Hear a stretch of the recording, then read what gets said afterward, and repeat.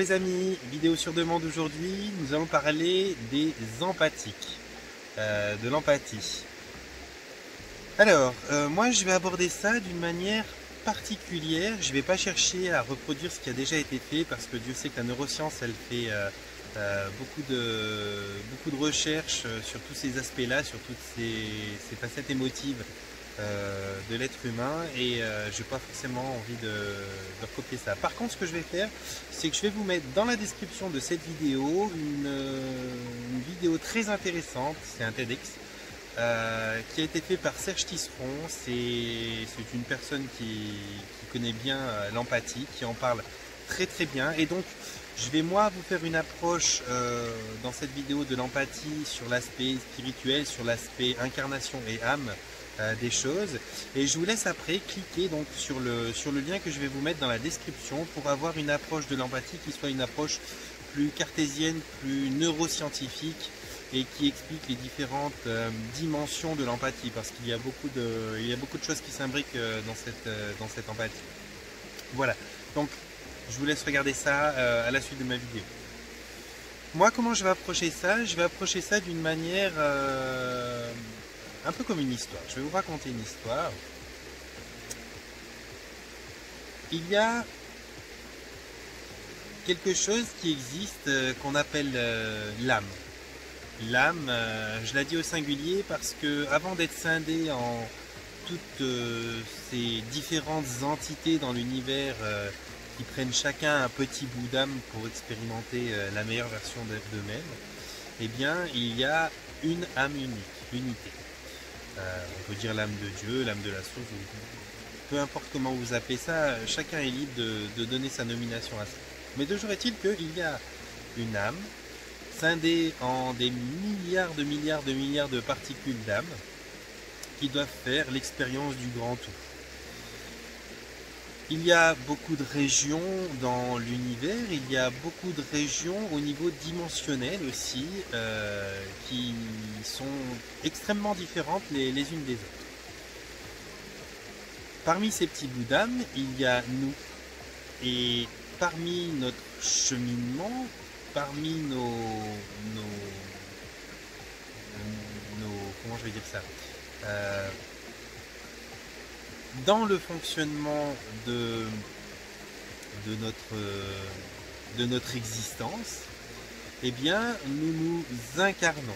Alors nous nous incarnons, comme nous le voyons ici, dans des corps de matière pour expérimenter des choses qui sont en partie liées à la matière, mais nous pouvons aussi nous incarner dans d'autres formes de corps, plus subtiles, plus énergétiques, ou alors beaucoup plus denses.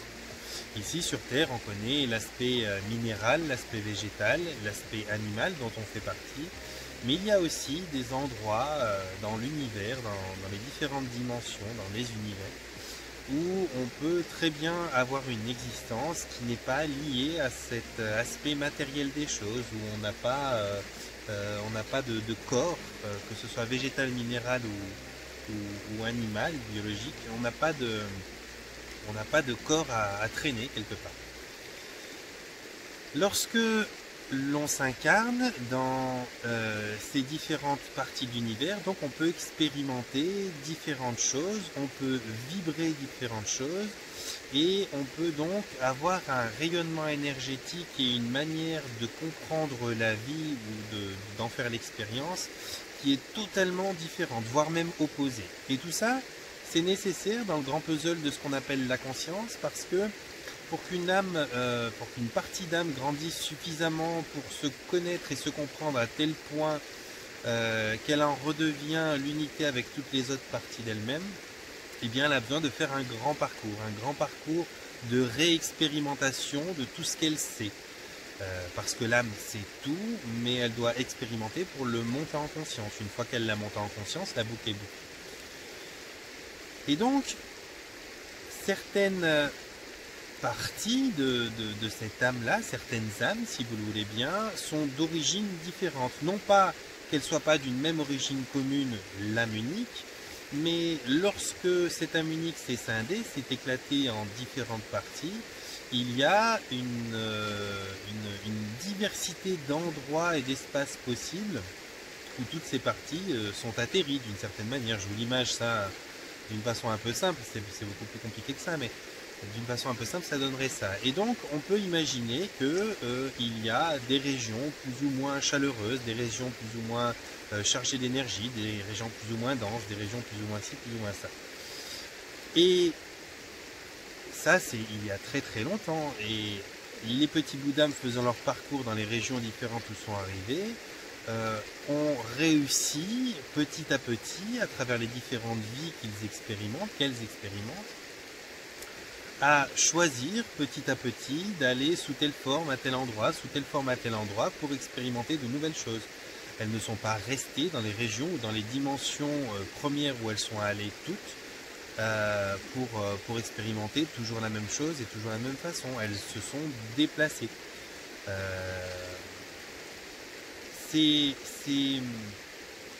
Ces différentes régions, ces différentes origines d'âme ont donc des propriétés, des qualités différentes.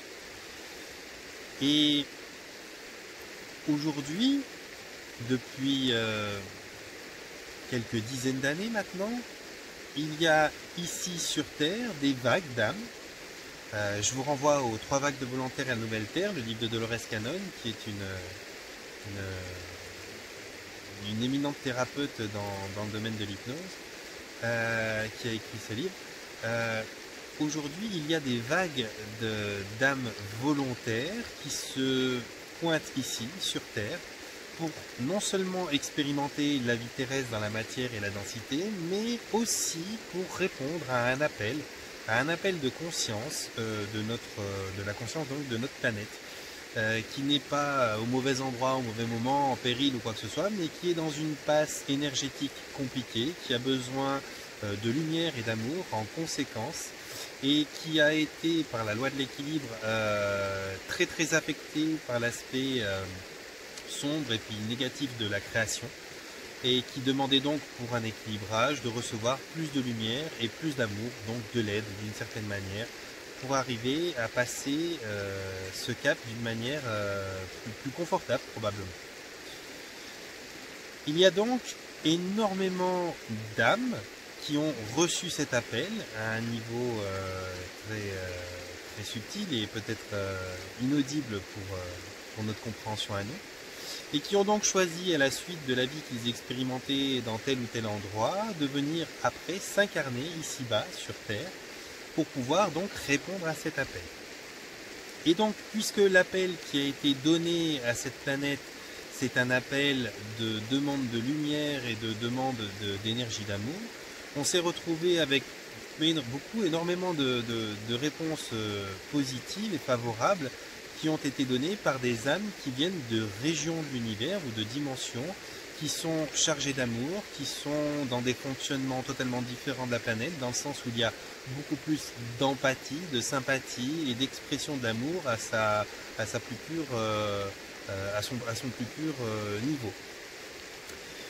Aujourd'hui, on se retrouve donc avec plus de personnes qui ont ce souci, si je peux dire ça comme ça, d'empathie.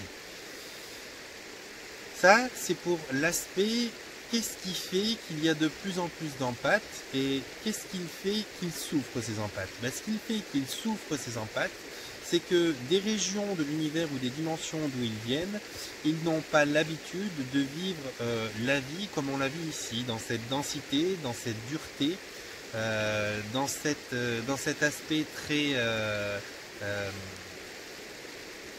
éprouvant de ce que nous on peut connaître ici. Donc ils ont une manière de ressentir les choses qui est disproportionnée par rapport à la réalité de cette vie-là, parce qu'ils viennent d'endroits où ils sont beaucoup plus éveillés, beaucoup plus capables et beaucoup plus à même de pouvoir travailler avec ce type d'émotion-là. Maintenant, l'empathie c'est quoi? L'empathie c'est pas quelque chose que certaines personnes ont et que d'autres personnes n'ont pas. L'empathie c'est quelque chose que tout le monde a, c'est une facette émotive, c'est une facette cognitive de tout l'aspect du vivant, de tout l'aspect de ce qu'on peut ressentir au niveau émotionnel.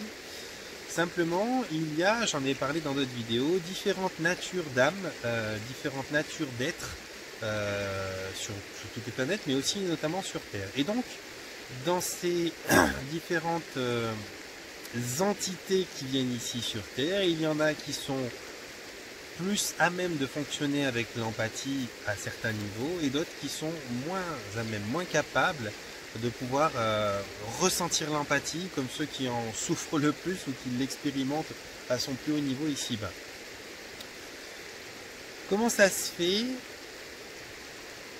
que cette empathie, elle soit si visible chez certains et moins visible chez la plupart des autres, ou en tout cas ils le vivent moins intensément?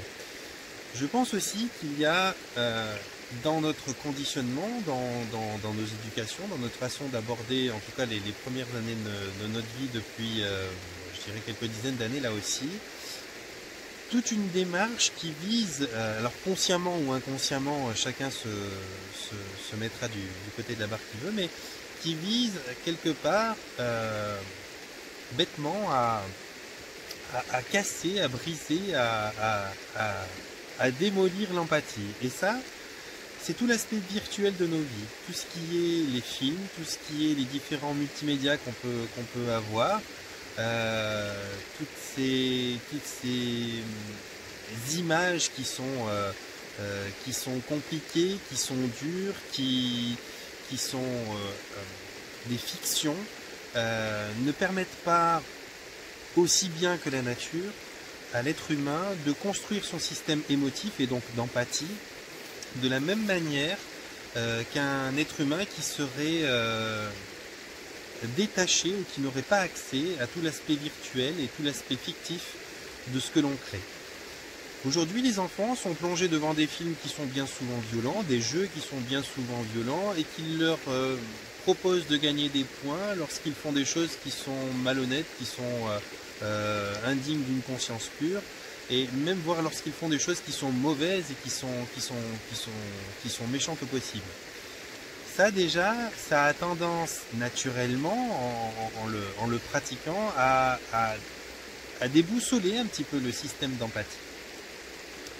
Maintenant, il y a une autre chose, indépendamment du contenu de ce que vous regardez, c'est que l'aspect fiction, l'aspect comment je vais dire ça, l'aspect jeu de rôle, l'aspect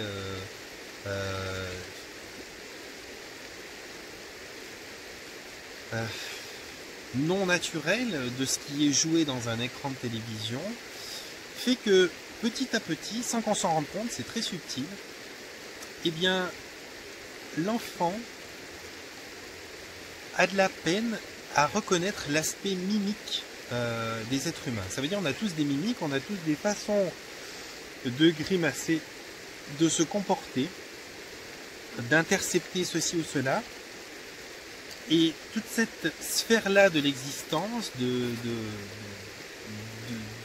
du côté émotif de l'être humain, est jouée, surjouée dans nos petits écrans. Et les enfants en bas âge qui regardent beaucoup, alors ça commence à partir d'1 an l'empathie, le système d'empathie dans les émotions. Les enfants en bas âge qui vont regarder beaucoup de fiction, beaucoup de choses qui sont jouées, vont perdre la bonne manière d'interpréter les mimiques et les différentes expressions faciales ou même les différents comportements naturels que peuvent avoir les êtres humains, entre autres, dans leur façon de se comporter. Et donc, petit à petit, à travers ce jeu d'apprentissage, de connaître d'autres mimiques qui sont des mimiques artificielles d'une certaine manière, eh bien ils vont se détacher de la bonne manière d'approcher et de faire grandir leur empathie en eux. Et donc à terme, lorsqu'ils seront ados, vont avoir une mauvaise qualité d'empathie et plus tard, adultes, auront peut-être des difficultés à retrouver un système d'empathie normal dans leur émotion. Autour de ça, je vais doucement et avec précaution ce matin parce que ce que je vais vous dire aujourd'hui, là, c'est un dixième, un milliardième même de l'aspect énorme de tout ce qu'on peut dire sur l'empathie et je voudrais vraiment pas vous perdre en chemin. Mais je vais approcher donc cette facette-là. Donc il y a le fait que tout ce que l'on fait dans notre jeunesse, la façon qu'on a de se mettre dans un monde virtuel, nous détache petit à petit de la compréhension et de la bonne manière de faire travailler notre empathie. Maintenant, il y a aussi, pour une partie de la population, une incompréhension de l'empathie. Il y a beaucoup de gens, quand vous leur parlez d'empathie, ils vont vous dire c'est le fait de pouvoir ressentir ce que ressent l'autre et de se mettre à sa place. Alors ça, c'est erroné, dans une grande mesure c'est erroné, parce que personne ne se met à la place de personne. On peut comprendre, on peut même voir ressentir en grande partie ce que l'autre ressent, mais on ne peut jamais être à la place de personne. Et heureusement, parce que si c'était le cas, vous seriez incapable de faire quoi que ce soit, vous seriez pris dans les émotions en même temps que la personne est au même niveau. Mais par contre, il y a quand même une tendance à se rapprocher de cet effet-là, et ça, c'est quelque chose qui est donc l'empathie. Ce qui est plus puissant que l'empathie dans le même raisonnement et ce qui est cru comme être l'empathie pour beaucoup de gens, c'est ce que l'on appelle réellement la compassion. Maintenant, on est sur l'empathie. L'empathie, pour moi, elle est présente en chaque être humain. Alors on va parler chaque être humain qui soit les êtres humains fabriqués normalement. On va pas aller dans les portails organiques, ceux qui ont des tendances perverses et ces autres êtres humains là qui ont peut-être des vibrations différentes, mais pour la moyenne, pour la généralité des gens qui sont normalement constitués, ça veut dire d'une grande portion d'amour, il y a la sympathie, l'empathie, il y a toute forme de choses. Et il faut savoir que cette empathie-là, elle est utilisée par ces êtres humains que je vais dire généralement normaux, mais l'empathie est aussi utilisée par les pervers et par tous ces portails organiques. Maintenant, comment ça fonctionne? Eh bien, l'empathie, c'est pas seulement au niveau émotif qu'elle peut être perçue, c'est pas seulement au niveau de son fonctionnement du ressenti, mais c'est aussi au niveau cognitif que l'on peut développer l'empathie. Il y a l'empathie qu'on peut développer d'une manière donc émotive et l'empathie qu'on peut développer d'une manière cognitive. Et l'empathie qui est développée d'une manière cognitive n'affecte pas forcément les émotions. Ce qui fait que tout pervers, tout portail organique, toute personne extrêmement manipulatrice et pas forcément bien intentionnée peut avoir une énorme empathie. Et c'est là où je vais peut-être un peu vous surprendre, parce que la plupart des gens qui parlent d'empathie vont croire que c'est quelque chose qui n'est pas accessible aux pervers ou aux manipulateurs ou à toute cette tranche de personnes-là qui ne sont pas forcément les bienvenus dans les sphères d'amour. Mais c'est un outil qu'ils peuvent très très bien employer, parce que l'empathie qui est reçue et qui est réceptionnée au niveau cognitif est tout à fait fonctionnelle et leur permet très bien de comprendre ce que vous ressentez et donc de voir vos faiblesses, de voir les points les plus faciles à exploiter chez vous, et donc vous saurez que les personnes qui sont des manipulatrices, qui sont des pervers et qui sont tous ces portails organiques-là dont je vous ai parlé dans certaines vidéos, sont des personnes qui sont douées d'une grande capacité de comprendre et de ressentir cette forme d'empathie-là cognitive. Donc je vous propose aujourd'hui d'avoir un regard différent sur ce que l'on appelle l'empathie. Là, je vous donne mon aspect à moi, qui est un partage de réflexion, ma réflexion à moi, qui est une réflexion sur une facette plus spirituelle, plus au niveau âme de la chose. Mais soyez peut-être attentifs et autorisez-vous un nouveau regard sur ce que vous appelez l'empathie, en comprenant bien que ça n'est pas que les personnes baignées d'amour, gentilles et qui sont capables de se mettre à la place de l'autre pour aider, pour soutenir ou pour comprendre, qui sont doués de cette empathie. L'empathie est vraiment accessible aux personnes les plus sombres et les plus obscures, qui ont réussi à développer dans leur parcours, dans leur cheminement, ce que l'on appelle l'empathie à un niveau cognitif. Voilà les amis, je vais donc pas forcément m'étaler plus là-dessus, je vous laisse me mettre des commentaires, on peut en discuter il y a tellement de facettes et de choses à dire encore là-dessus. On peut en discuter dans les commentaires. Vous pouvez me mettre un pouce en l'air si les vidéos vous plaisent, les partager si vous trouvez qu'elles sont intéressantes et qu'elles méritent d'être vues. Et ah oui, juste une petite parenthèse comme ça que je mets.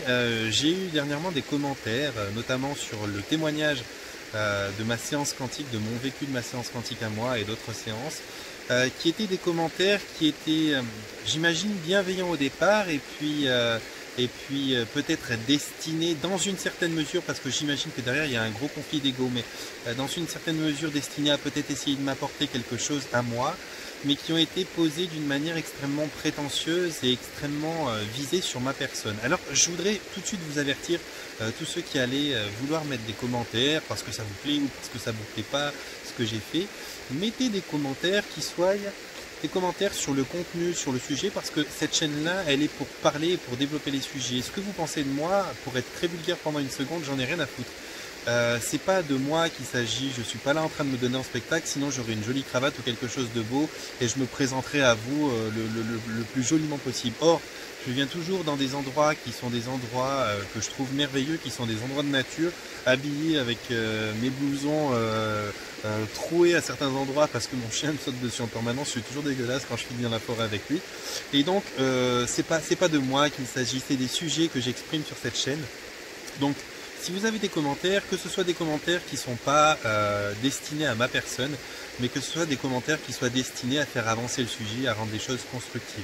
Voilà, cela est dit, donc j'espère que vous ferez en sorte que ça se passe de la bonne manière au niveau des commentaires. Maintenant, je vais vous mettre donc en description ma page Facebook pour que vous puissiez me rejoindre et parler avec moi. Je vais vous mettre en description cette vidéo plus pragmatique et plus scientifique, plus neuroscientifique sur l'empathie, afin que vous ayez un contenu derrière qui soit relativement plus complet au niveau de comment ça fonctionne dans la matière, dans le cerveau si vous voulez bien. Et puis donc je vous laisse me mettre le pouce en l'air, vous abonner, si ce n'est pas encore fait, pour agrandir cette famille de partage de réflexion. Vous êtes toujours les bienvenus, c'est un grand plaisir d'enrichir cette chaîne-là. Et je vais vous envoyer mon panier de bisous, je vous souhaite de vous porter bien et de prendre soin de vous.